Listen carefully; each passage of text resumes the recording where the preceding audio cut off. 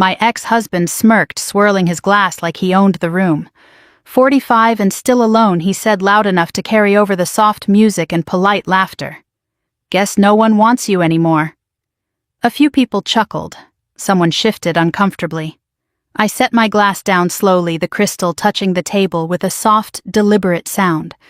Then I looked at him, really looked at him for the first time in years, and realized something had changed. Not him. Me. The room we were standing in had always been designed to impress people who didn't look too closely.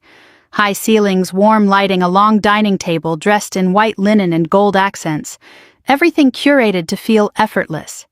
It was the kind of place Richard loved, controlled, polished, quietly competitive. He had always understood how to fill a room, how to position himself just slightly ahead of everyone else, without seeming like he was trying. I used to admire that about him, or maybe I just didn't know how to question it. Tonight was his firm's anniversary dinner, 10 years since he'd launched his consulting business. He'd invited clients, colleagues, and a carefully selected circle of friends. I hadn't planned on coming. The invitation had arrived 2 weeks earlier, addressed simply Elena Carter. No +1, no note, just a card printed on thick ivory paper as if that alone would make it meaningful. I almost threw it away. But my mother had seen it on the kitchen counter when she stopped by, her eyes lingering just a moment too long. "You should go," she said gently. "Show your face. It's been a while." She didn't mean the party. She meant the life I had disappeared from. So I came. I chose a black dress, simple, structured, nothing that asked for attention, but nothing that apologized either. My hair pulled back, minimal jewelry, the kind of look that lets people project whatever they want onto you. Invisible if they need you to be. Noticeable if they're paying attention. Most of them weren't. I arrived early enough to stand near the bar and take in the room before it filled. The air carried the faint scent of polished wood and citrus. Waitstaff moved quietly, setting down glasses, adjusting napkins, aligning everything to perfection. I recognized a few faces, people who had once known me as Richard's wife. Their expressions flickered when they saw me, curiosity slipping in behind politeness. No one asked why I was there. That was the first sign that tonight would go exactly the way it always had. Richard entered the room 20 minutes later, already mid-conversation, already laughing. He hadn't changed much. Same tailored suit, same easy confidence, the same way people subtly turned toward him as if pulled by gravity. Beside him was his wife Lauren, younger, blonde, the kind of beauty that photographs well and ages predictably. She smiled at the right moments, leaned in when he spoke, her hand resting lightly on his arm, like it belonged there. Maybe it did. They made their rounds, greeting guests, shaking hands, accepting congratulations. When Richard finally saw me, it wasn't surprise that crossed his face. It was recognition, quick, calculated, filed away. "Elena," he said when he reached me, his tone light, almost amused. "I wasn't sure you'd come." "I wasn't sure either," I replied. Lauren gave me a polite smile, the kind you give someone whose place in the story you haven't been told yet. "It's nice to finally meet you," she said. "Is it?" Richard murmured just under his breath, not quite quiet enough. I didn't respond. There was nothing to respond to that wouldn't give him what he wanted. Dinner was announced shortly after, and we were guided to our seats. I found my name placed halfway down the table, not at the center, not at the edge. Close enough to be seen, far enough to be managed. Across from me sat a couple I vaguely remembered, something in finance. Beside me, a man who introduced himself twice and forgot my name both times. Richard sat at the head of the table. Of course he did. The first course passed in a blur of small talk. Conversations rose and fell like waves, market trends, travel plans, children investments. The language of people who had learned to measure themselves against each other without ever saying it out loud. I answered when spoken to. I smiled when appropriate. I let the evening move around me without trying to shape it. That had always been my role. By the second glass of wine, the room had relaxed. Laughter came easier. Stories grew louder. Richard stood briefly to thank everyone for coming. His voice, steady, practiced. He spoke about growth, about resilience, about the people who had supported him along the way. He did not mention me. That too was familiar. It happened just after the main course was served. Someone down the table asked Lauren how they had met, and she launched into a story, light, rehearsed, charming. Richard added details, correcting small things, guiding the narrative without appearing to. It was seamless. And then, as if it were the most natural transition in the world, he turned slightly, his gaze landing on me. "And Elena," he said, lifting his glass slightly, "was part of an earlier chapter, a very different one." There was a polite murmur around the table, curiosity sharpened. He leaned back in his chair, studying me with that same familiar expression, half amusement, half assessment. Still in the same place, he asked, "Or have things changed?" It wasn't really a question. It was an invitation. I felt the weight of the room shift, subtle but unmistakable. People leaned in, not physically but in attention, waiting. I could have given him something easy, a neutral answer, a deflection. I didn't. "I've been busy," I said simply. He smiled, the corner of his mouth lifting just enough to signal that he had already decided what that meant. Busy doing what he asked. "You were always good at keeping yourself occupied." A few people laughed, not loudly, just enough. I reached for my glass, then stopped. Instead, I placed it down again, more deliberately this time. The soft click against the table cut through the low hum of conversation in a way that surprised even me. Richard watched the movement. His eyes flickered just for a second. 45, he said, as if clarifying something for the table, and still alone. He let the words settle, gave them space to land. Must be tough starting over at that point. Not everyone gets a second act. There it was, clean, direct, public. No one spoke. The silence wasn't immediate. It took a second, like a room adjusting to a sudden drop in temperature. Someone shifted in their chair. A fork paused halfway to a plate. I looked at him, really looked at him, and for the first time in a long time, I didn't feel the old instinct to shrink, to explain, to make things easier. What I felt instead was clarity. "Guess no one wants you anymore," he added lightly, as if softening the blow with humor. That was when I set my glass down. Not abruptly, not dramatically, just enough to mark a decision. I lifted my eyes to his, holding his gaze in a way I never had before. There was a flicker of something there, curiosity maybe, or the beginning of uncertainty. I let the moment stretch, not rushing to fill it. Then very calmly I said, "Don't worry about me." My voice didn't rise, it didn't need to. "I've been married for a long time." For a second, no one reacted. The words seemed to move through the room slowly, as if people needed time to understand what they had just heard. Richard blinked. And then just as quickly he laughed. But it didn't sound the way it used to. Richard's laugh came out a fraction too fast, like a reflex that hadn't checked in with reality yet. "That's a good one," he said, glancing around the table as if inviting the room to join him. A few people smiled politely. Lauren let out a small, uncertain laugh, her eyes moving between us, trying to read a script she hadn't been given. I didn't smile. "It's not a joke," I said, just loud enough for the table, not the room. Something in my tone shifted the air. It wasn't sharp or defensive, it was steady. That was what made it land. The kind of steadiness that doesn't ask to be believed. It simply is. Richard's expression held for a second longer than it should have. Then he leaned back in his chair, folding his hands as if he had all the time in the world. "You're married," he repeated slower this time. "Since when?" There were a dozen ways I could have answered that. I chose the simplest one. "Long enough," I said. The conversation around us tried to restart, but it never quite recovered. It moved in uneven bursts, people speaking and then stopping mid-thought, their attention drifting back toward us. No one wanted to ask directly, but no one could ignore it either. I picked up my fork and took a small bite, giving them time to sit with it. That I had learned was often more powerful than explaining. Because explanation invites judgment. Silence invites imagination. And imagination, I had learned, is where people reveal what they believe. Richard watched me, his eyes narrowing just slightly. Not angry, not yet, but recalibrating. This wasn't how the evening was supposed to go. This wasn't the version of me he had prepared for. It never is, I thought, not when someone decides to stop playing their role. I had spent years being easy to define. The quiet wife, the supportive one, the one who made things smooth, who absorbed tension before it had a chance to become visible. When our marriage ended, that definition had simply shifted. From supportive to insufficient. From quiet to invisible. And I had let it. Not because it was true. but because correcting it had always felt like explaining something to people who had already decided what they understood. After the divorce, the story had written itself without my participation. Richard moved on quickly, publicly, confidently. New relationship, new photos, a new life that fit neatly into the same framework he had always valued. Forward motion, visible progress, measurable success. I stepped out of that frame entirely. I didn't post updates. I didn't attend events. I didn't correct assumptions.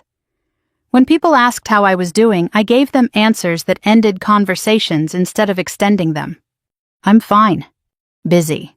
Things are good. They nodded satisfied. Not because they believed me, but because they didn't need more. That was the thing I had come to understand. People don't actually want to know your life. They want a version of it that fits into what they already understand. And if it doesn't fit, they simplify it until it does. In their version, I had become the woman who couldn't keep her marriage together. The one who faded quietly after it ended. The cautionary example you reference without saying the name out loud. It was efficient. It was wrong. But it worked for them. So I let it stand. Not out of weakness, out of precision. Because there were parts of my life that didn't belong in that conversation. There were things I had built that didn't need to be validated by people who had never really seen me to begin with. And there was someone. I hadn't planned for that part. Not at first. The months after the divorce were quieter than I expected. Not empty, just quiet. The kind of quiet that reveals things you hadn't noticed before. How much of your time had been structured around someone else's expectations? How much of your energy had gone into maintaining a version of yourself that made other people comfortable? I didn't rush to fill it. I worked. Not in the frantic prove-something way people expect after a major life change. In a focused, deliberate way. I had always been good at what I did. Operations strategy, the kind of work that sits behind decisions and makes them possible. Not glamorous, not visible, but essential. For the first time in years, I let myself move without explaining why. Opportunities came quietly. A project here, a consultation there, then something larger. A restructuring role for a mid-sized healthcare network that needed someone who could see patterns instead of just numbers. I took it. Not because it was impressive, because it was interesting. That was how it started. One decision that didn't require approval. Then another. And somewhere along the way, without any announcement, my life stopped revolving around what had ended and started expanding into something else. Something that was mine. The first time I met Daniel, it wasn't at a party or through mutual friends. It wasn't arranged or expected. It happened in a conference room with bad lighting and a whiteboard that still had someone else's notes on it. He was late. Not carelessly late. Delayed. He walked in with a quiet apology, set his laptop down, and listened before he spoke. Really listened. The kind of listening that doesn't interrupt, doesn't wait for its turn, doesn't assume it already knows where the conversation is going. It stood out.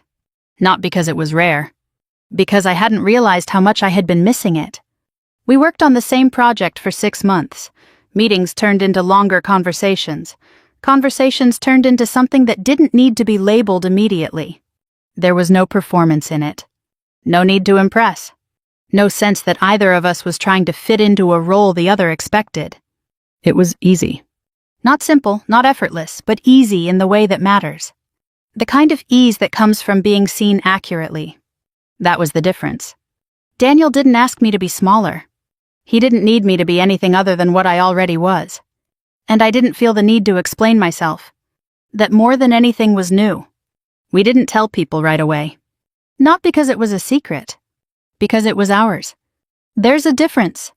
I had learned slowly and carefully that not everything needs to be shared to be real. Some things become stronger when they're allowed to exist without commentary. Without comparison. Without being measured against someone else's expectations. So we built something quietly. Dinner at home instead of events.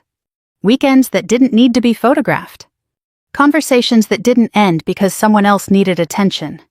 Time that wasn't scheduled around proving anything. It wasn't invisible. It was just private. And over time, that privacy became a kind of protection. Not from people. From distortion.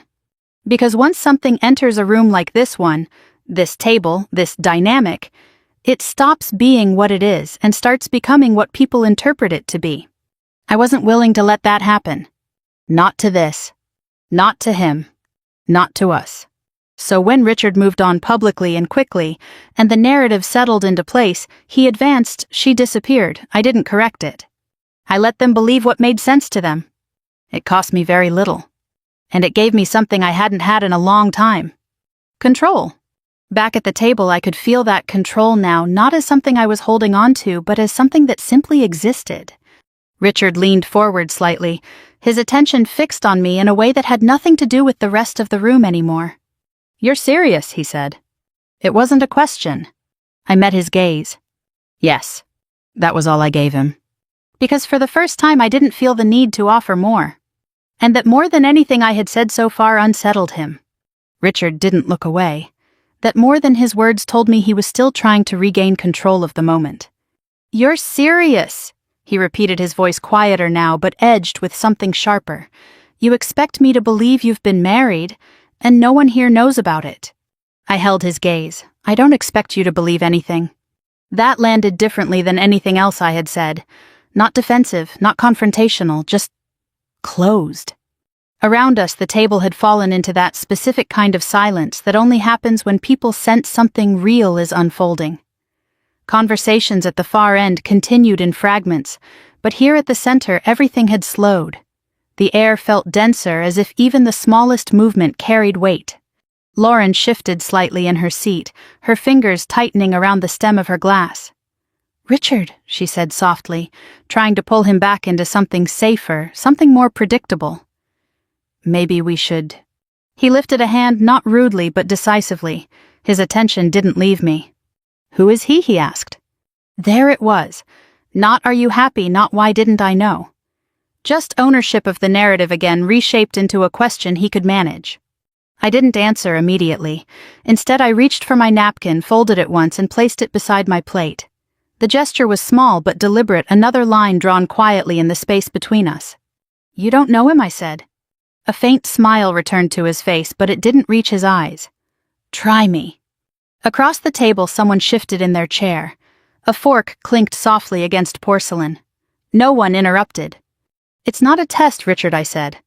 For a second, he just stared at me as if recalculating everything he thought he understood. Then he leaned back again, exhaling through his nose in a short, controlled breath. "This is," he began, then stopped himself, choosing his words more carefully. "This is convenient." "Is it?" I asked. "You show up here after years of disappearing," he said, his voice low but carrying, "and suddenly you've been married all this time. You expect that to make sense." I considered that. "No," I said finally, "I don't." That answer seemed to catch him off guard more than anything else. Because it wasn't an argument. It wasn't even a defense. It was simply a refusal to play by the rules he had set. Lauren looked at me again, this time with something closer to curiosity than politeness. "Why wouldn't you tell anyone?" she asked, her tone careful, almost cautious. "I mean, if it's real."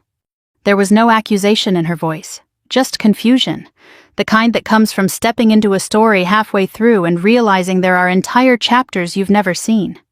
I turned my head slightly toward her. Because every time I shared something that mattered, I said it stopped mattering. The words came out evenly without emphasis, but I saw the way they landed, not just on her, on others around the table. A few people looked down at their plates. Someone cleared their throat. Richard's jaw tightened. "That's not an answer." "It's the only one you're getting," I said. The shift was subtle, but it was there, not in volume, in position. For the first time that night, he wasn't directing the conversation. He was reacting to it. "That doesn't make any sense," he said more quickly now. "You don't just hide a marriage for years. That's not normal." I almost smiled at that. Normal according to who I asked. He opened his mouth, then paused just for a fraction of a second too long. And in that pause, something changed. It wasn't dramatic. There was no visible break, no sudden realization written across his face. But the rhythm of the conversation shifted, the pace, the direction. He was no longer in control of it.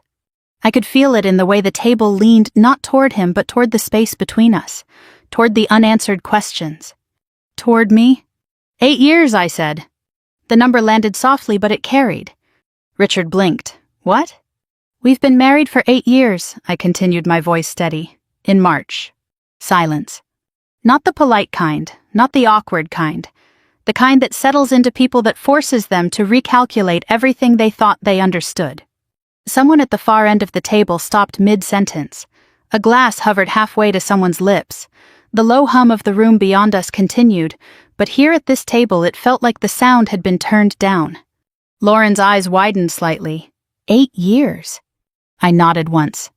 That's not possible, Richard said almost immediately, too quickly. He stopped himself, then started again. You didn't. There's no way. I let him work through it. Because this part doesn't need help. This part reveals itself. You were busy, I said. The words were simple, but they carried everything I didn't say. He stared at me, his expression tightening, searching for something to push against. You're telling me, he said slowly, that while everyone thought you were, rebuilding your life, you were already married? Yes. To who he pressed. I didn't answer. Not yet. Instead, I reached for my phone. The movement was small, but it drew every eye at the table. Even those who had been trying not to watch now leaned in just slightly, their attention caught. I unlocked the screen without looking down for long. Muscle memory. Familiar. Richard's gaze dropped to my hand, then back to my face. What are you doing? He asked. I didn't respond. I scrolled once, then stopped. There's a moment right before you reveal something that will change how people see you, where everything becomes very clear. Not louder, not sharper, just precise. I could feel that moment now. Not as tension, as certainty. I turned the phone in my hand and slid it across the table toward him. Not forcefully, not dramatically, just enough for it to stop in front of him. The screen lit the space between us. For a second he didn't move.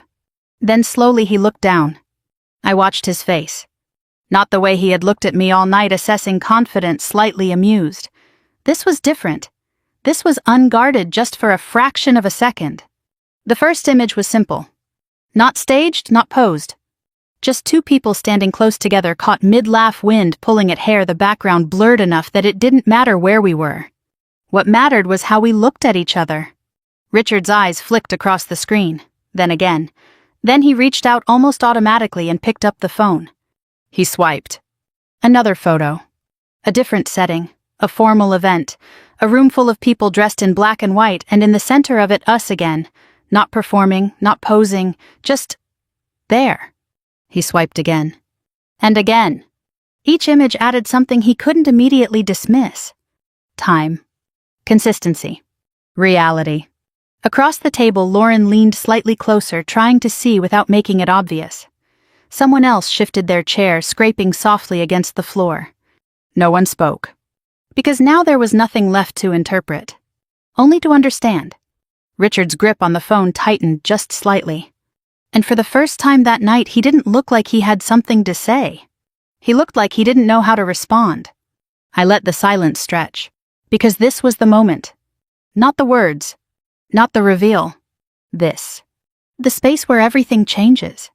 Richard didn't speak for several seconds after the last photo.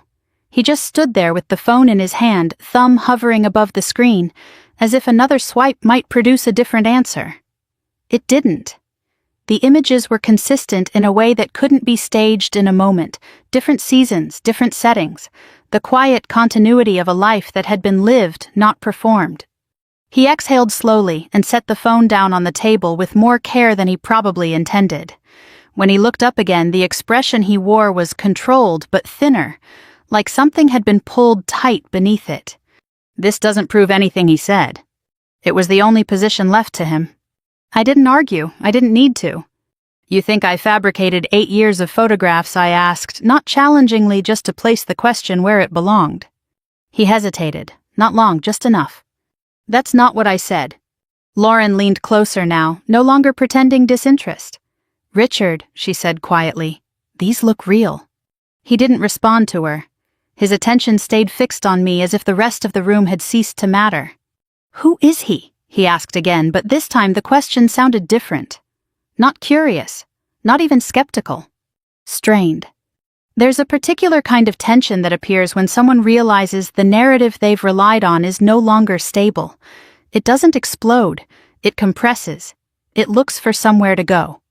I let him sit in it for a moment. Then I answered. His name is Daniel. The name meant nothing to him. I saw that immediately, the brief flicker of recognition that wasn't there.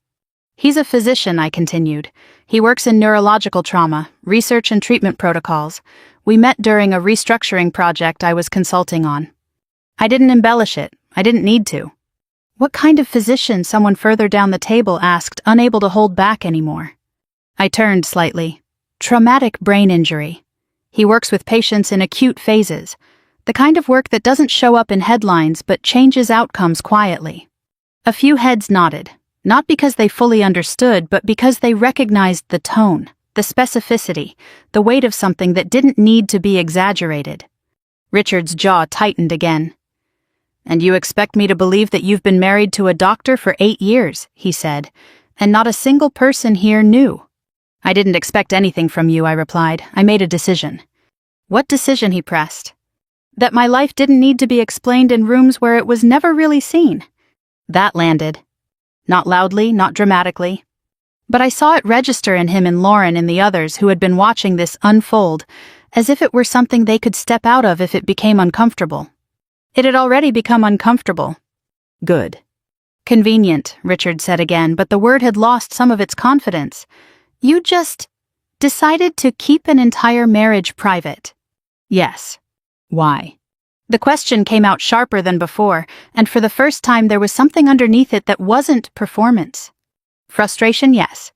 But also something closer to confusion. I considered him for a moment. Not the version of him that stood at the head of tables and controlled conversations. The version that sat across from me now trying to understand something that didn't fit. Because every time I shared something that mattered, I said it became something else. He frowned. "That's vague."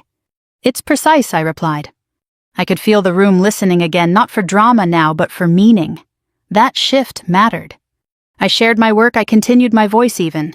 It became a footnote. I shared my plans. They became suggestions.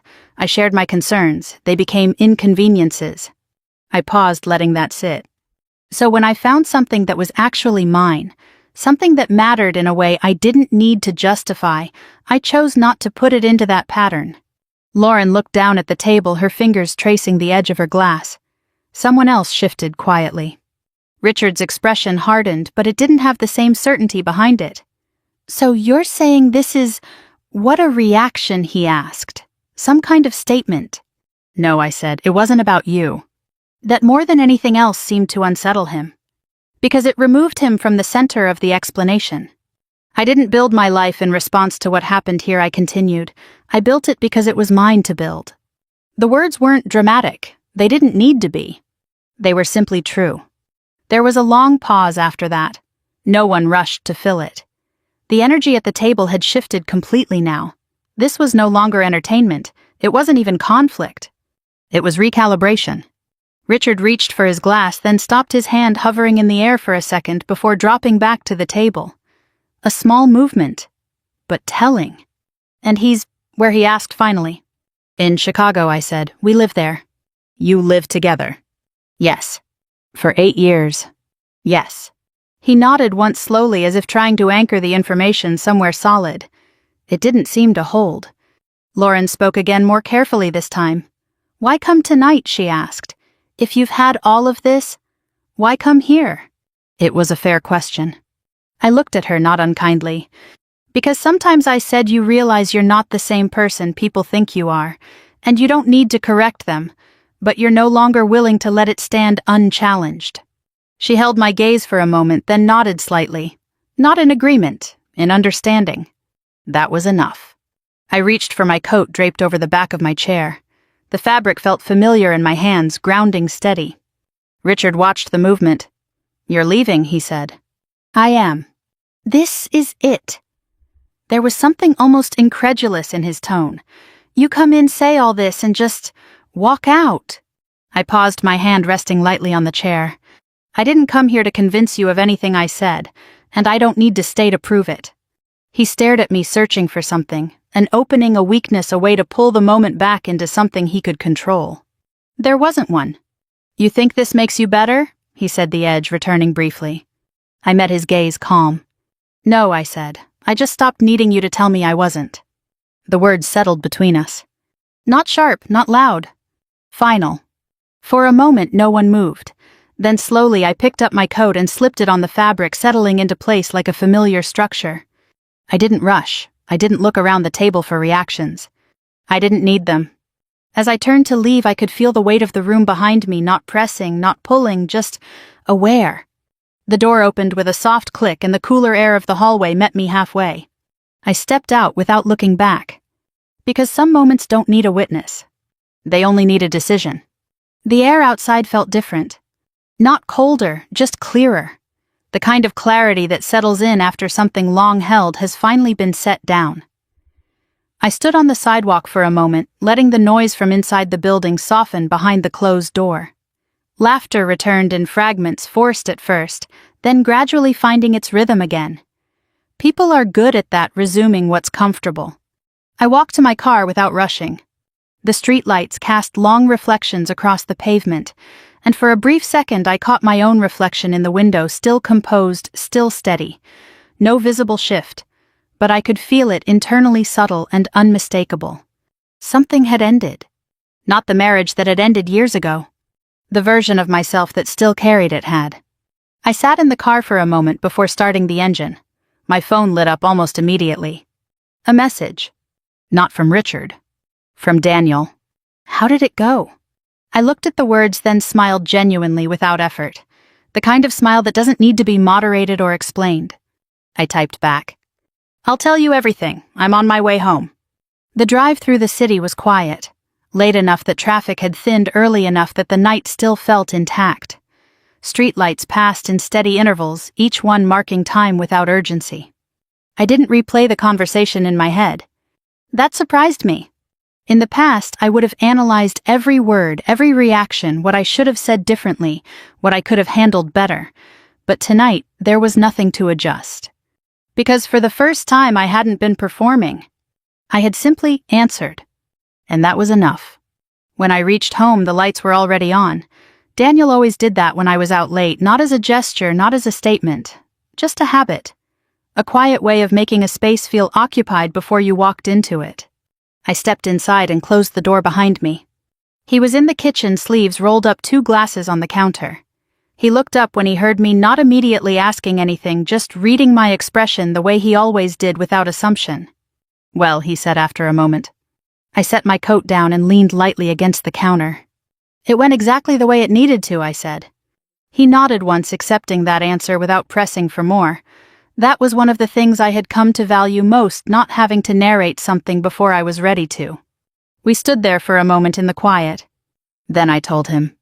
Not every detail, not every word, just the parts that mattered, the question, the silence, the shift, the moment where something long assumed had been replaced with something real.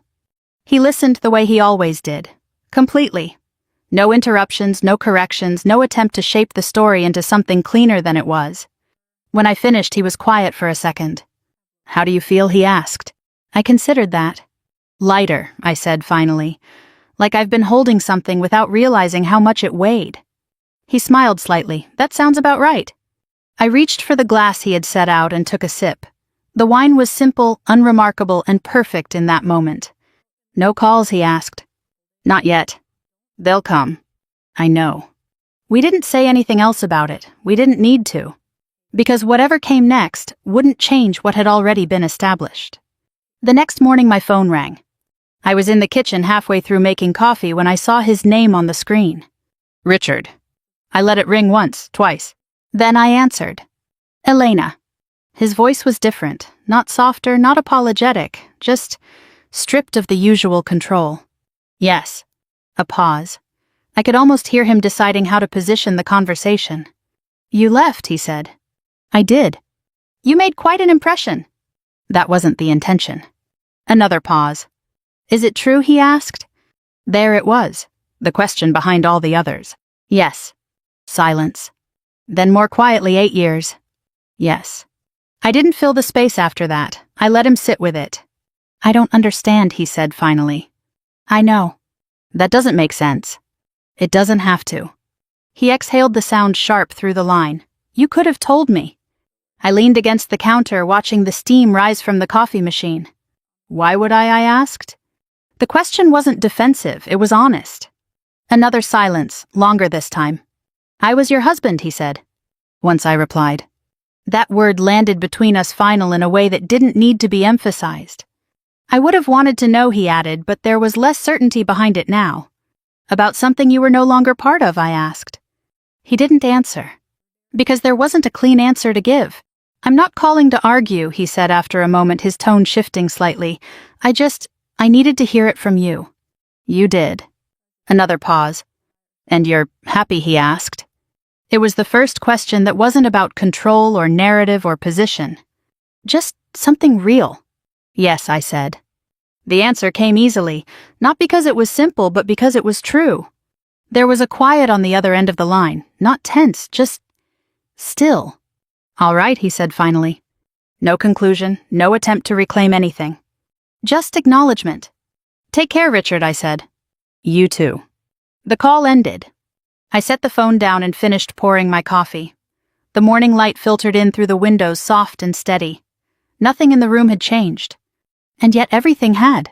Not because of what I had said the night before, but because of what I no longer needed to explain. I walked into the living room where Daniel was already reading the quiet of the space undisturbed. He looked up briefly, meeting my eyes. All good, he asked. All good, I said. And for the first time in a long time, that wasn't a simplification. It was the full answer. There are moments in life that don't feel dramatic when they happen. No raised voices, no clear turning point, just a shift, quiet, internal, irreversible. Last night wasn't about proving anything. It wasn't about winning.